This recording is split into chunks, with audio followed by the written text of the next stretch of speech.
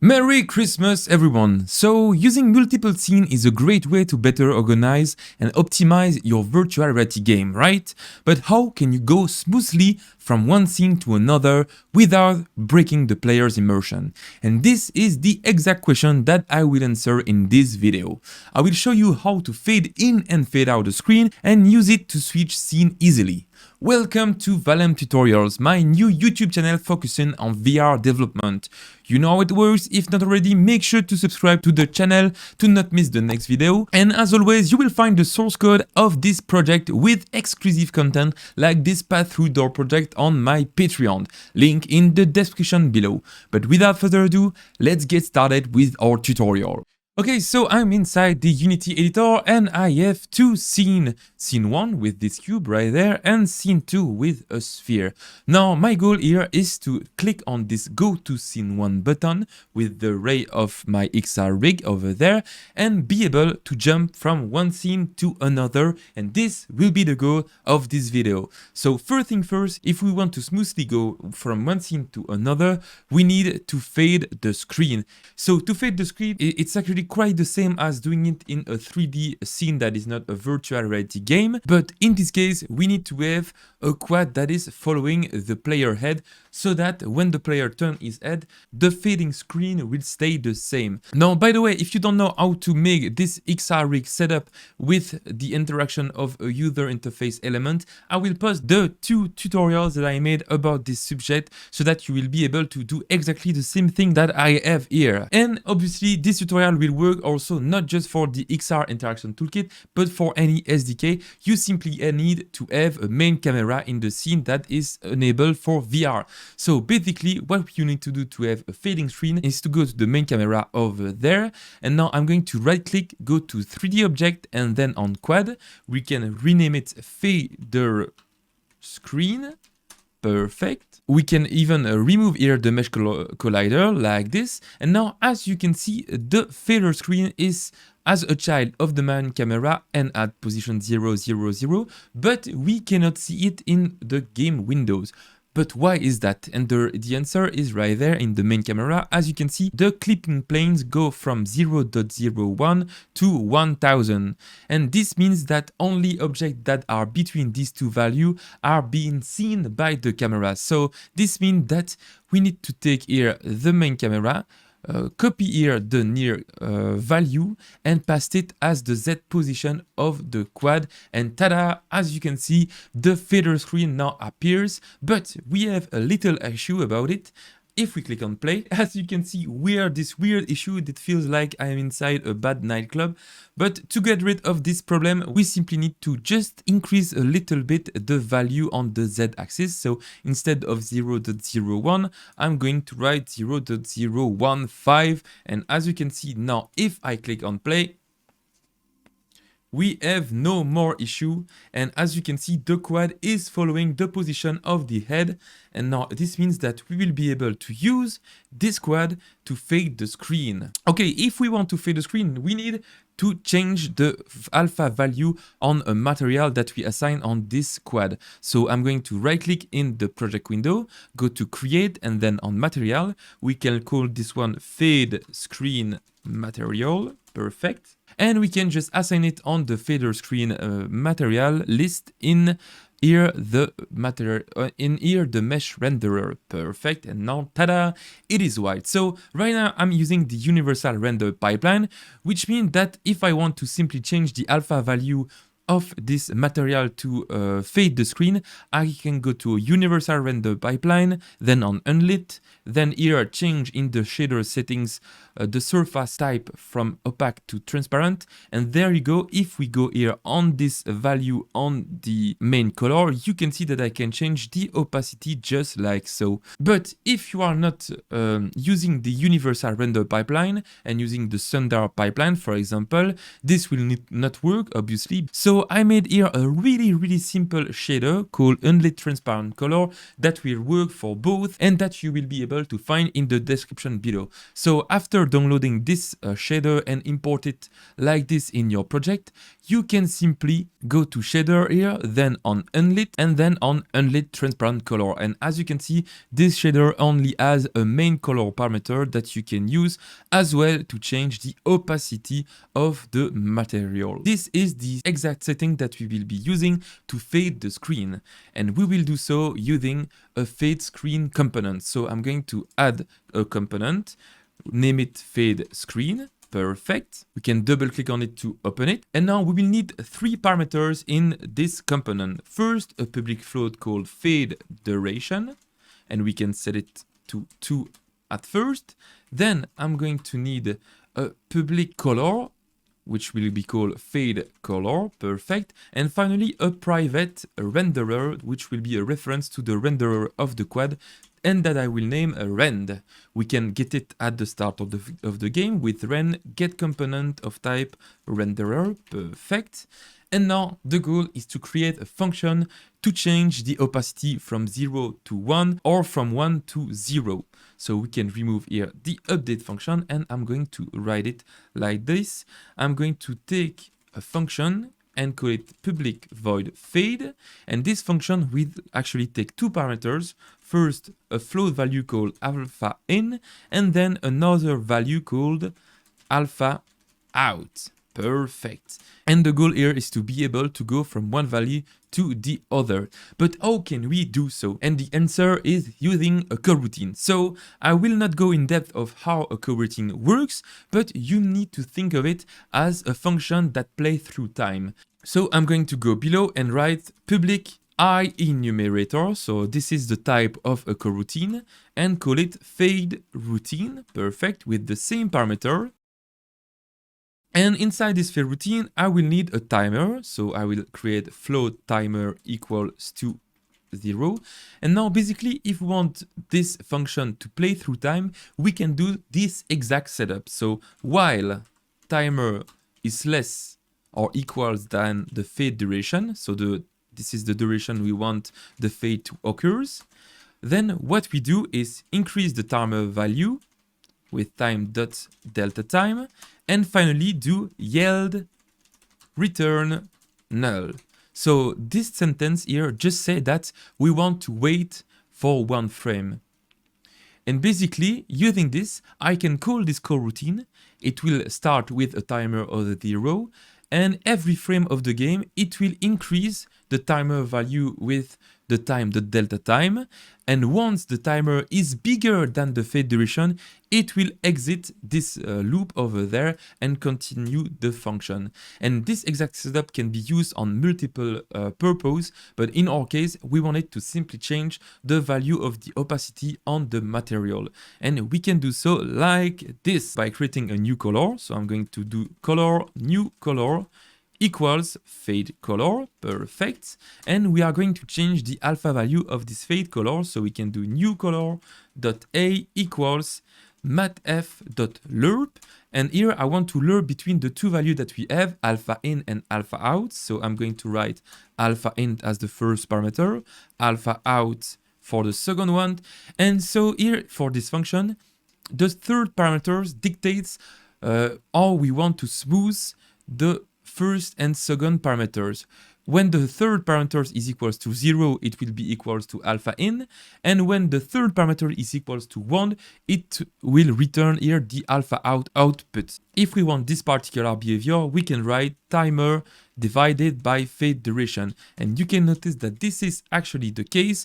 When timer enters the loop, it is equals to 0, which means that we will return alpha in. When we get outside of this loop, timer is equals to fade duration, which means that we will have here fade duration divided by fade duration, which will be equal to 1, which will return alpha out.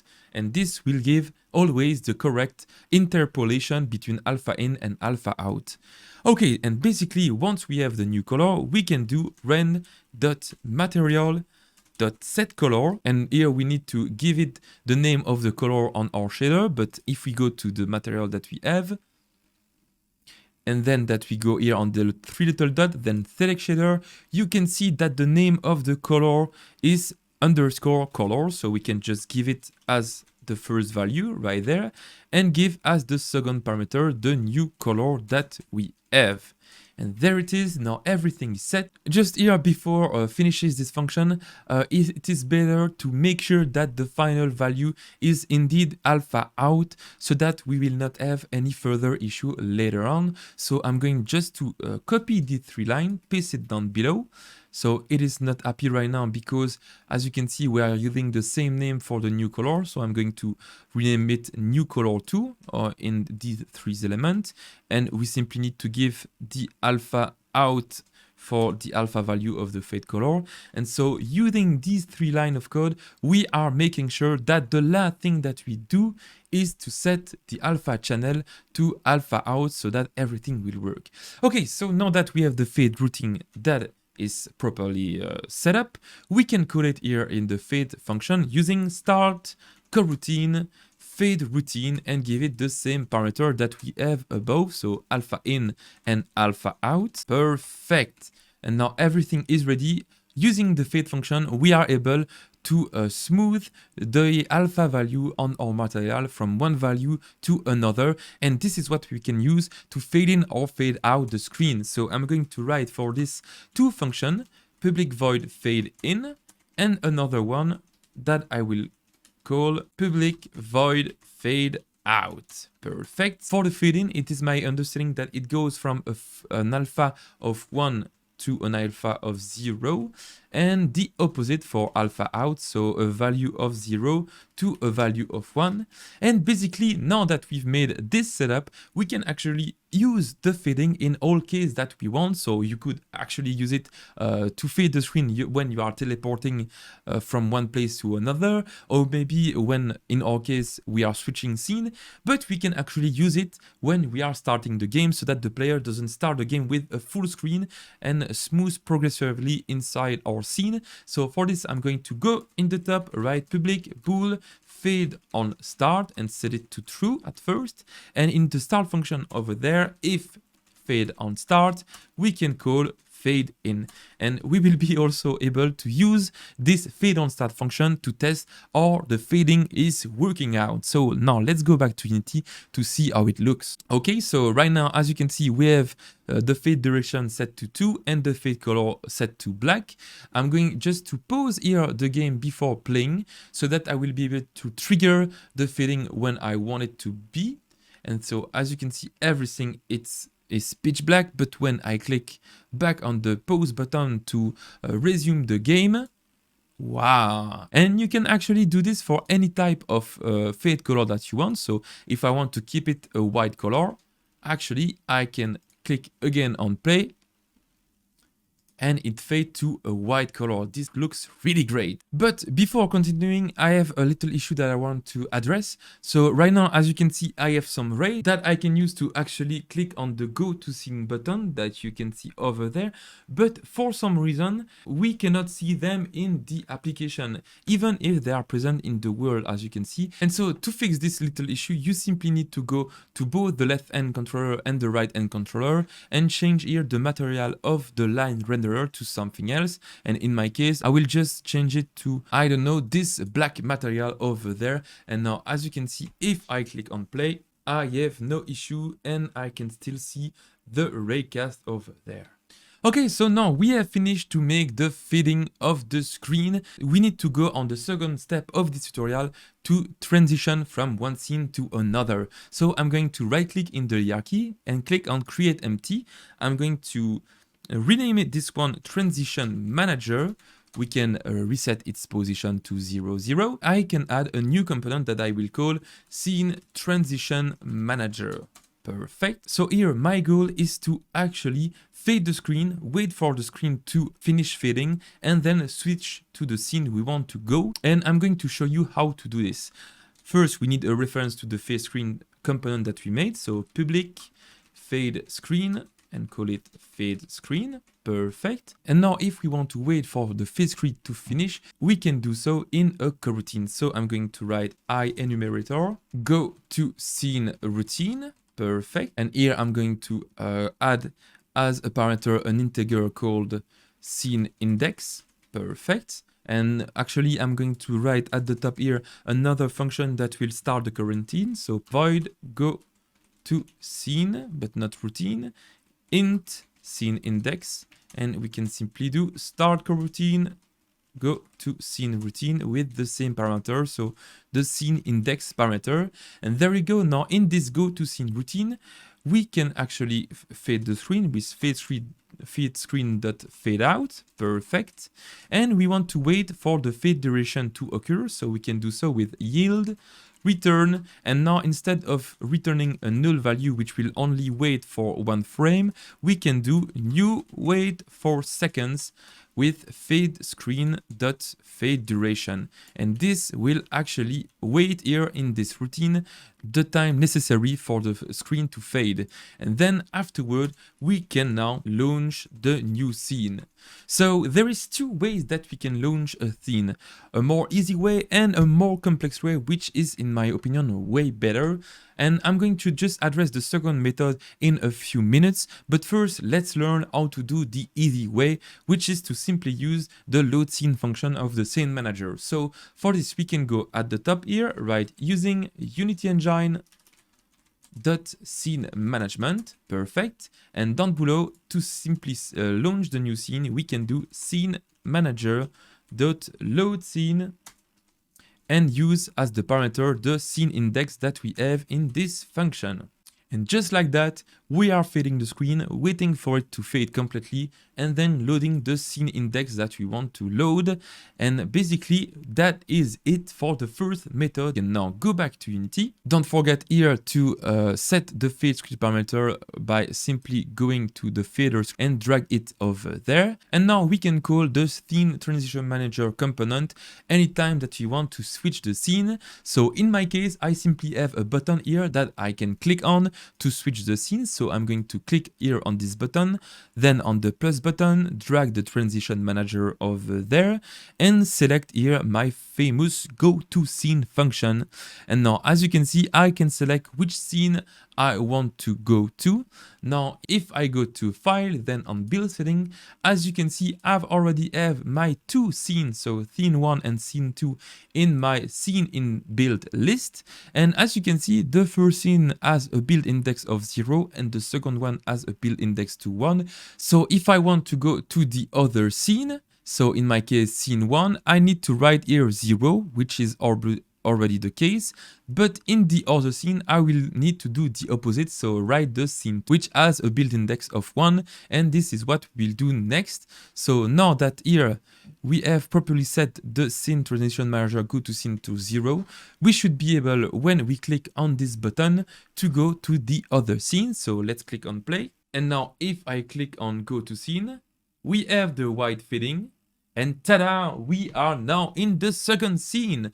But as you can see, obviously the second scene is not already set up, which means that we did not have a fade on start. And if I click on here this button go to scene 2, we are not able to go back to the other scene, and this is what I'm about to do right now. So simply, if we want to do the same setup for the other scene, what we can do is make two prefab with the fader screen that we have by dragging it here in the project windows. Same goes for the transition manager. Okay, now we can go to scene, then go on the other scene. So this was the scene 2, and now I need to go to scene 1, and I'm going to drag here the transition manager as well as the fader screen as a child of the main camera. Perfect. Now make sure that as before the fader screen is set in the scene transition manager, and if we go to the button, now this time I want to drag the transition manager, then scene transition manager, select go to scene. By default it is set to 0, but the scene that we want to go to is the scene 2, which has a build index of 1, so I'm going to write 1 over there, and now everything should be ready. Let's go back to the other scene and test if everything is still working well. So we have the first fading, and now if I click, I should be able to fade in, fade out, and be in the second scene. The fading, the fade out, and I'm in the other scene. So everything is working, and we can already go back. And tada, everything is working well. We have a smooth fading and scene transition that is working really well.